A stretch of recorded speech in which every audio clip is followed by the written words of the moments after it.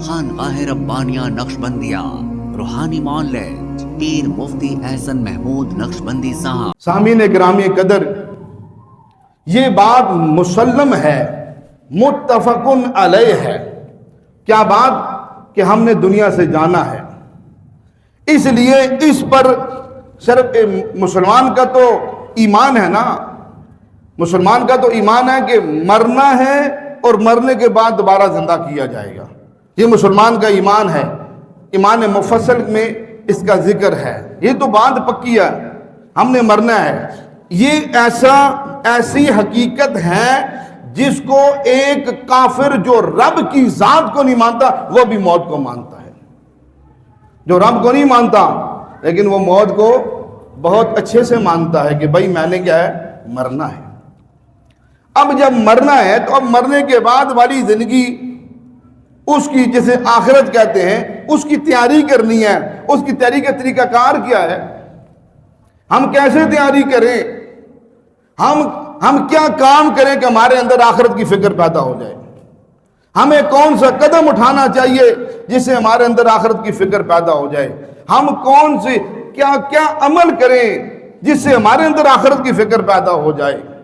یاد رکھیے سامعین گرامی قدر، اس کے لیے ہمیں صرف ایک کام کرنا پڑے گا، تب ہمارے اندر آخرت کی فکر پیدا ہوگی، وگرنہ ہم بھی صبح شام دنیا کے پیچھے لگے رہیں گے اور ایسے ہی موت آ جائے گی اور ایسے ہی چل بسیں گے۔ وہ کیا کام ہے؟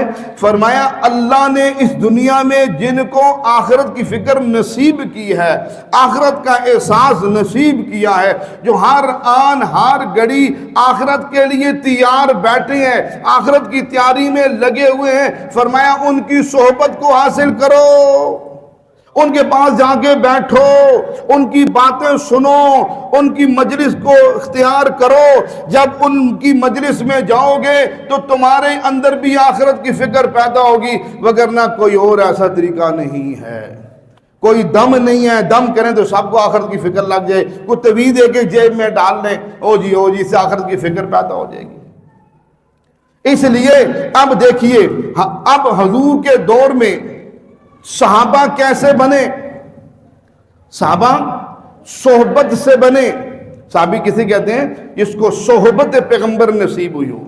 صحابہ بنے حضور پاک صلی اللہ علیہ وسلم کی صحبت سے، انہوں نے صحبت گزاری۔ وہی صحابہ جو ایک مرغی کے بچے کے لیے 40 سال لڑائیاں اور جنگ کرنے والے، جو 100 سال تک قتل و غارت کرنے والے، جن کے اندر انسانیت نام کی چیز نہیں تھی، جن کے اندر کوئی اس وقت کی سپر پاور روم اور فارس ان کے اوپر حکومت کرنے کے لیے تیار نہیں تھی۔ یہ تو درندہ صفت انسان ہے، ان کے اندر انسانیت نام کی چیز نہیں ہے، ان کی عورتیں حیوانوں سے بدتر زندگی گزارنے والی، یہ ہر وقت درندوں کی طرح زندگی گزارنے والے وہ لوگ جب پیغمبر کائنات صلی اللہ علیہ وسلم کی صحبت میں جڑے تو رب نے ان کو صحابیت کا مقام دیا، اور پھر ایسا مقام ہوا کہ رب نے قرآن میں اعلان کر دیا، اے ایمان والو تمہارا ایمان اس وقت قبول ہوگا جب تم میرے محبوب کے یاروں کی طرح ایمان لاؤ گے،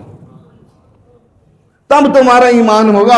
اور حضور کی صحبت سے کہاں پہنچ گئے؟ جنگ کا منظر ہے، صحابی رسول آپس میں گفتگو کر رہے ہیں۔ ایک صحابی نے کہا میں نے حضور سے سنا جو اللہ کے راستے میں اللہ کے دین کی سر بلندی کرتے ہوئے اس کو شہید کر دیا جائے، اللہ اس کے خون کے قطرے سے کو گرنے سے پہلے جنت میں داخل کر دیتے ہیں۔ جب یہ بات سنی ایک صحابی رسول نے، اس نے کہا بھائی یہ بات آپ نے حضور سے سنی ہے؟ کہا رب کعبہ کی قسم میری آنکھیں حضور کو دیکھ رہی تھی، کان حضور کی آوازوں کو سن رہے تھے، دل اس کو یاد کر رہا تھا، ایسی آواز ہے۔ پھر وہ ایک دم نکلا اور میدان جنگ میں گھسا، گمسان کی لڑائی میں تھا، نیزہ جب سینے پہ لگتا ہے خون کے فوارے نکلتے ہیں، صحابی رسول کی زبان سے یہ آواز نکلتی ہے فزت برب الکعبہ، رب کعبہ کی قسم میں کامیاب ہو گیا۔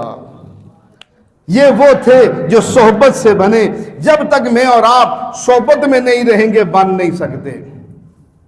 ہمارے ہاں جادو، جنات، بندش اور نظر بد کا شافی علاج قرآن و سنت کی روشنی میں کیا جاتا ہے۔